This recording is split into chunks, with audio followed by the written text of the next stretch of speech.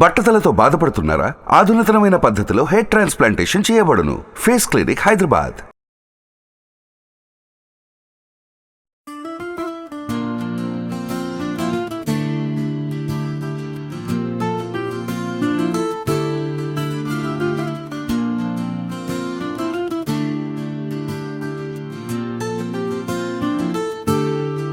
నమస్తే రమగారు. నమస్తే జయ. రమగారు, ఉగాది ఫెస్టివల్, ఈ పండుగలో మనం ముందుగా పచ్చడి చేసేసుకున్నాము.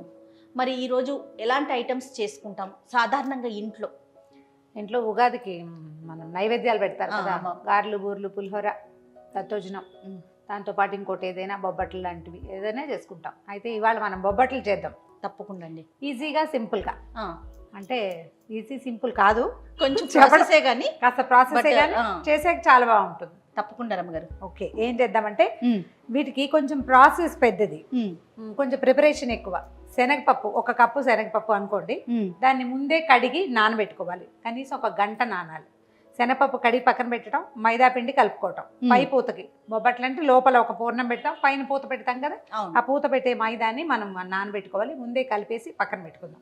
ఇవి 2 పక్కన పెట్టాక అప్పుడు తర్వాత పని. తప్పకుండా అండి, స్టార్ట్ చేసేద్దామా? ఓకే, శనగపప్పు నీటిలో వేసేద్దాం, మైదా పిండి అది కలిపేద్దాం. బొబ్బట్లకి అంటే నేతి బొబ్బట్లు కూడా చేసుకోవచ్చు. నేతి బొబ్బట్లు అంటే ఏముంది, నెయ్యి ఎక్కువ వాడుకోవచ్చు, అంతే. మామూలు బొబ్బట్లు ధారాళంగా మీ భాషలో అదే.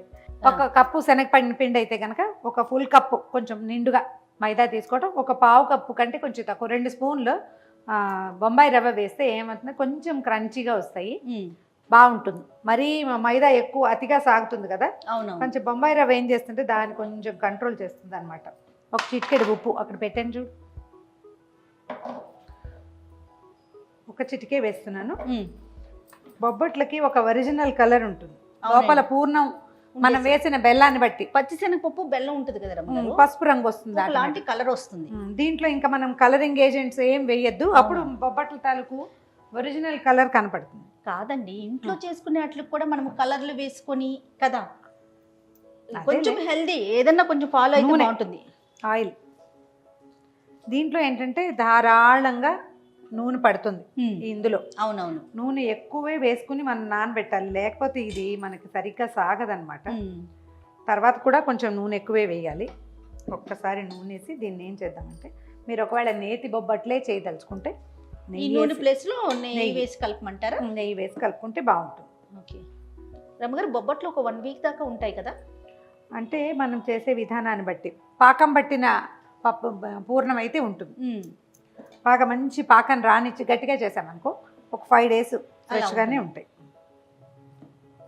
కొంచెం దీనికి పిండి కలుపుకోవటమే కొంచెం పని కదండి? కాదు, పిండి కంటే దీని తర్వాత చేసే ప్రోగ్రామ్ అది పాకం సరైంది రావాలి. తర్వాత వీటిని ఒత్తటము, కాల్చుకోవటము, దేనికి దానికి. ఏదైనా 1-2 సార్లు చేస్తే వచ్చేస్తుంది. ఈజీ మెథడ్ ఏంటంటే, మనం 1 కప్పుతో చేసామనుకో, చిన్న గ్లాస్ తోటి ఒక 10 వస్తాయి.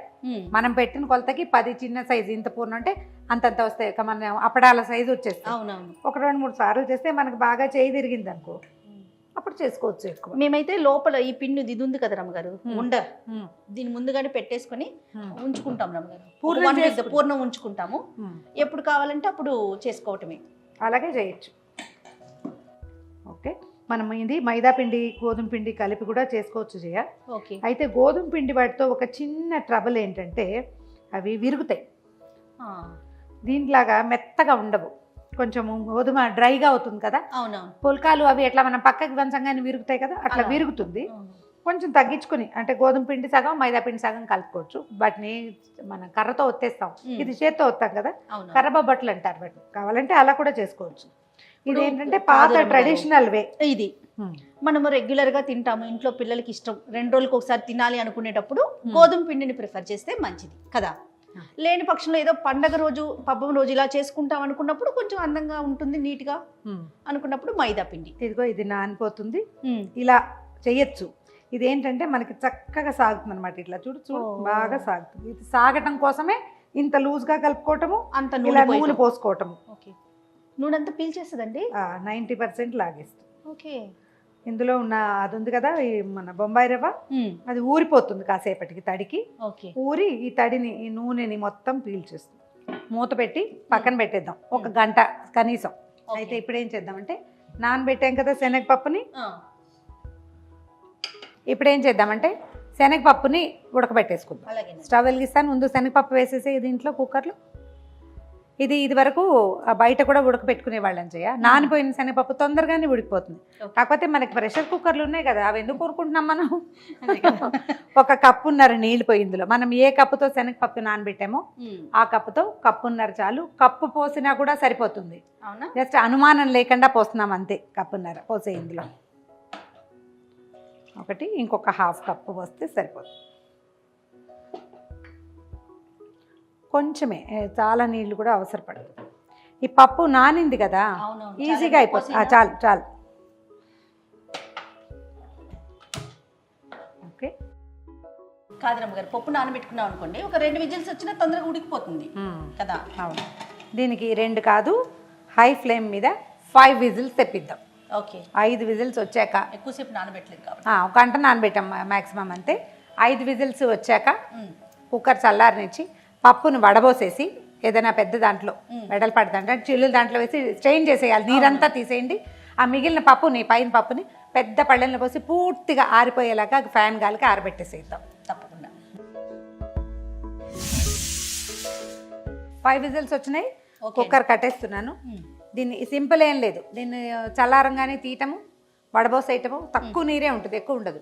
మిగిలిన పప్పుని చక్కగా ఒక పళ్ళెంలో విశాలంగా వేసి డ్రైగా ఆరిపోనివ్వాలి.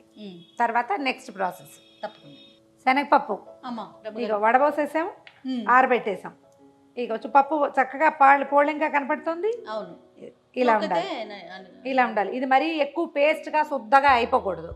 ఇలా తీసుకుంటే మనం చేయబోయే పాకానికి పర్ఫెక్ట్గా ఉంటుంది. ఇప్పుడు పాకం చేస్తే దీనితో మనం బూరెలు కూడా చేసేసుకోవచ్చు. ఓకే, బెల్లం పెట్టేద్దాం ముందు. దీన్ని ఏం చేయాలంటే ఒకసారి గ్రైండ్ చేసి తెచ్చుకోవాలి. బెల్లం వేసేసి ఇందులో వేయి అని చేద్దాం. ఒక కప్పు శనగపప్పుకి కప్పు మీద కొంచెం ఎక్కువ బెల్లం వేయండి, ఎందుకంటే మనం బొబ్బట్లు చేస్తారు ఇదివరకు అట్లాగా బెల్లం అంత తీపి ఉండటలా. అవునండి, కప్పు మీద కొంచెం ఒక 2 స్పూన్లు ఎక్స్ట్రా వేస్తే సరిపోతుంది. కాసిన నీళ్ళు పోయి చేయాలి ఇందులో. చాలు చాలు, బెల్లం కరగాలంతే మనకి. ఓకే, స్టవ్ ఆన్ చేస్తాను. బెల్లం కరిగి మనకి గట్టి పాకం రావాలి జయ. జనరల్గా బెల్లం వేసింది మనం కొంచెం వడపోసుకోవాలి ముందు, అందుకని కాస్త నీళ్ళు ఎక్కువ పోసుకుంటాం. ఈసారి మన బెల్లం ఇది ఆర్గానిక్ బెల్లము అండ్ ఇందులో కలరింగ్ ఏజెంట్ ఏం వేయలేదు. అవును, అందుకని మనం వడబోయటం లేదు, పాకం పట్టేసుకోవటమే. గట్టి పాకం రానిచ్చి ఆ పొడి ఇందులో వేసేసుకోవాలన్నమాట మనం. ఓకే, పాకం చూడు జయ దగ్గరకు వచ్చేసింది. అవునండి, ఇది గట్టి పాకం రానిస్తే మన పిండి రెడీ. ఓకే, పూర్ణం చూద్దాం ఒకసారి ఎంత మటుకు వచ్చింది. ఒక నీళ్ళ ప్లేట్లో వేస్తే మనకు తెలుస్తుంది. ఇది చూడు, ఇది తిత్తి పాకం కనపడుతుంది కదా, చూడు ఇది. అవునండి, ఇది తిత్తి పాకం. ఇంకొంచెం రానిస్తే సరిపోతుంది. రానిస్తే మనకు చక్కగా ఉండొచ్చేస్తుంది. మామూలుగా వాళ్ళు రేపు చాలా మంది ఎట్లా చేస్తారంటే చేస్తున్నారు, ఇదివరకు కూడా అలా చేసేవాళ్ళు అమ్మ వాళ్ళు. పప్పును బెల్లం కలిపి దంచి ఆ ముద్దని మళ్ళీ పొయ్యి మీద పెట్టి దాన్ని బాగా ఉడికిచ్చి చేసేవాళ్ళు. ఇది చాలా ఈజీగా ఉంటుంది. ఒకసారి కనుక ఈ పాడం తెలిసిందా బ్రహ్మాండంగా కుదురుతుంది మనకి. నేను మిక్సీ చేసాను, మనం చేసిన పిండి ఇగో ఇట్లా పొట్టులా వస్తుంది, కొబ్బరిలా వచ్చేస్తుంది. ఓకే అండి, దీన్ని అందులో వేసేయటమే అనమాట. చివరికి వచ్చేసింది కదా, కొంచెం నెయ్యి పక్కన పెట్టాను చూడు, నెయ్యి వేసే ఇందులో. చాలు, ఇంతే ఈ పదార్థంలో మనం వేసే నెయ్యి. తర్వాత ఏలక పొడి పెట్టాను చూడు కొంచెం. గట్టి పాకం వచ్చేసింది. స్టవ్ ఆపేద్దాం, ఈ పిండిని ఇందులో కలిపేద్దాం. ఓకే, దీన్ని స్టవ్ మీద నుంచి మార్చాలి, కింద పెట్టుకుని తిప్పేసుకోవచ్చు. ఓకే,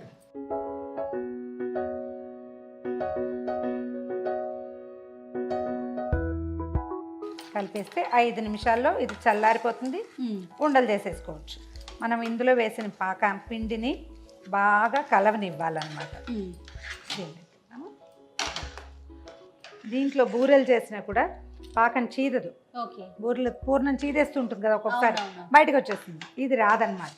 ఇక మొత్తం తడంతా పాకపు తడి పీల్చేసింది. కలర్ చూడు ఎంత చక్కగా వచ్చింది. అవునండి, ఈ సైజు మనం ఏ సైజు చేయదలుచుకుంటామో ఆ సైజు ఉండలు చేసుకోవటం. చల్లారిపోయింది చూడు. అవునవును, దీనికి 2-3 పనులు ప్రత్యేకంగా ఉంటాయి జయ. మైదా పిండి వీటి చుట్టూతా పెడతాం కదా, పొదగటం అంటారు అది.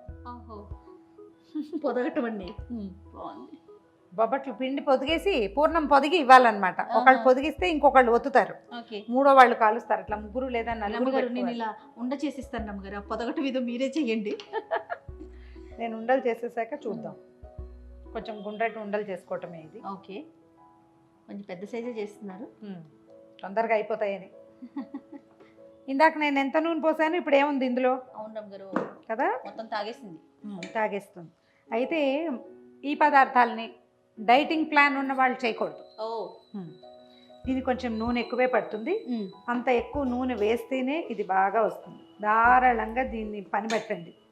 ఒక 5 నిమిషాలు బాగా మర్దన చేస్తే మనకు కావలసినట్టుగా సాగుతుంది అనమాట. ఇది మరి ఎక్కువ సాగిపోదు, రవ్వ వేసాం కాబట్టి. మహారాష్ట్ర ఆ వైపు జయ ఒట్టి రవ్వతోటి కూడా చేస్తారు. రవ్వలో నీళ్ళు పోసి కలిపేస్తారు, ఆ ముద్దని నూనె డబ్బాలో పెట్టేస్తారు, అది పొద్దున్నే కలిపేస్తారు, ఒక 3-4 గంటలు నాననిస్తారు. అది ఎంత బాగా సాగుతుందో ఒట్టి మైదా. అది కూడా రవ్వ కూడా. రవ్వ స్టిక్కీగా అవుతుందా రమ్మగారు? వస్తుంది. ఉప్మా చేశాక ఎలా వస్తుంది, బంకలా రాదా? అంతే. ఓకే, అక్కడ పద్ధతి. అంటే మనం ఉప్మా అంటే ఉడకబెడతాం కదా, ఇది కూడా నానిపోతుంది. దీనికి ఏంటంటే నూనె పని చేయాలి. అంతే.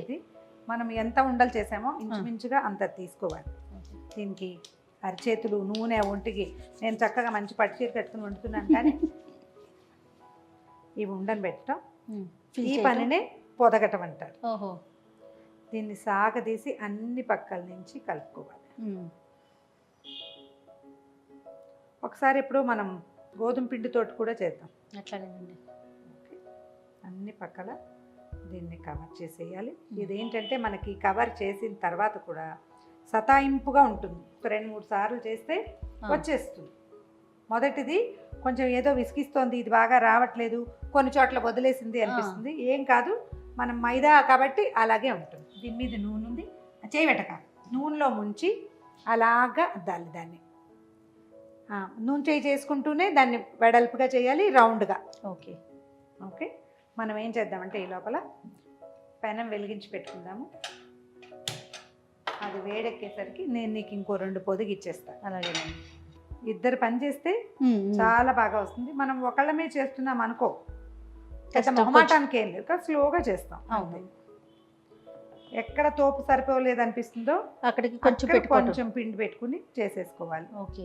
ఈ పర్ఫెక్షన్ అంతా కూడా మనం రోజు 5-6 సార్లు కనుక చేస్తే వచ్చేస్తుంది. వచ్చేసిందిగా చాలండి. చాలు.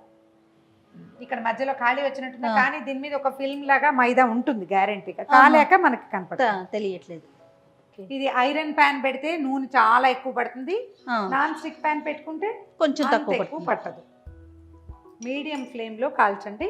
ఇది ఫస్ట్ది కాబట్టి కొంచెం నిదానంగా. వీటిని ఏం లేదు, దీన్ని అలాగా దీని మీద నుంచి తీసేసుకోవచ్చు.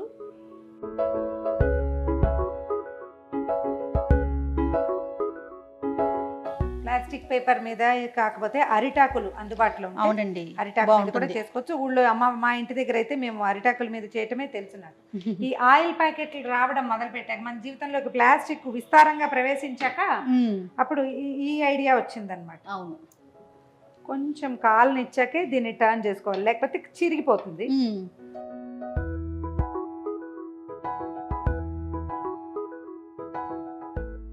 రెండో వైపు కూడా కొంచెం డ్రై అయ్యాక మనం ఆయిల్ కానీ నెయ్యి కానీ ఏది వేసుకుంటే అది బాగా వచ్చింది. బ్యూటిఫుల్గా. జయ, నీకు కొత్తరం బాగా వచ్చు జయ. ఓ, very good, very good. Thank you రమ్మగారు. మనం నూనె వేసి కాల్చిన వడ్డిచ్చేటప్పుడు కొద్దిగా నెయ్యితోటి పక్కనే నెయ్యి పెట్టి ఒక డ్రాప్ నెయ్యి వేసుకుంటారు. నూనె వద్దు అని భావిస్తే హ్యాపీగా నెయ్యితో చేసుకోండి. నా ఓటెప్పుడు నెయ్యికే. 2 వైపులా తిప్పుతూ నిదానంగా కాల్చేయండి. ఈ వైపున ఇంకా కొంచెం డ్రైగా ఉంది. ఏం చేద్దామంటే లో ఫ్లేమ్ లో పెట్టారా అమ్మగారు? లో ఫ్లేమ్ లోనే ఉంది, అంటే మీడియంలోనే ఉంచుకోవాలి. లేకపోతే ఏమవుతుందంటే ఈ అంచులు మాడిపోతాయి, తొందరగా నల్లబడిపోతుంది. మనం పెట్టిన మైదా అంటే రవ్వ కుక్ అయ్యి కొంచెం క్రిస్ప్గా అవుతాయి. ఓకే. గబుక్కని కాల్చేసామనుకో మెత్త మెత్తగా ఉండి పూర్ణం తిన్నట్టుగా ఉంటుంది. ఇవి బాగా కుక్ కావన్నమాట. ఓకే. ఇది కూడా బాగా వస్తాయి జయ, పొంగుతుంది చూడు. లాస్ట్కి వచ్చేసరికి ప్రాక్టీస్ వచ్చిందండి. 2-3 అయ్యేసరికి మనకు వచ్చేస్తుంది. ఏవైనా అంతే. అవును. తీసేద్దాం. అయిపోయింది. ఓకే. ఇదిగో ఫ్రెష్ బొబ్బట్లు. థ్యాంక్ యూ రమ్మగారు. వేడివేడివి మనం చేసిన పూర్ణం వల్ల 1 వీక్ వరకు ఇవి నిలవ ఉంటాయి. పూర్ణం ఉంచుకోవచ్చు, కాకపోతే ఇవి వారం ఎక్కడ ఉంటాయి, 2 రోజుల్లో తినేస్తాం. నా మెథడ్ ఏంటంటే నేను చేసిన బొబ్బట్లు ఉంచుకొని చేయాలి. ఈ పూటకు బొబ్బట్లు చేస్తే పూర్ణం అట్టి పెట్టుకుని ఫ్రెష్గా చేస్తే మనం ఆ కాలిన ఫ్రెష్ వాసన చాలా బాగుంటుంది. నేను కూడా అంతే రమ్మగారు. అలా నిలవ ఉంచుకుంటాము. నెక్స్ట్ ఎప్పుడు కావాలనుకుంటే అప్పుడు చేసేసుకుంటాం. సుమన్ టీవీలో మీ పర్సనల్ అండ్ బిజినెస్ ప్రమోషన్స్ కోసం కింది నెంబర్కి కాంటాక్ట్ చేయండి.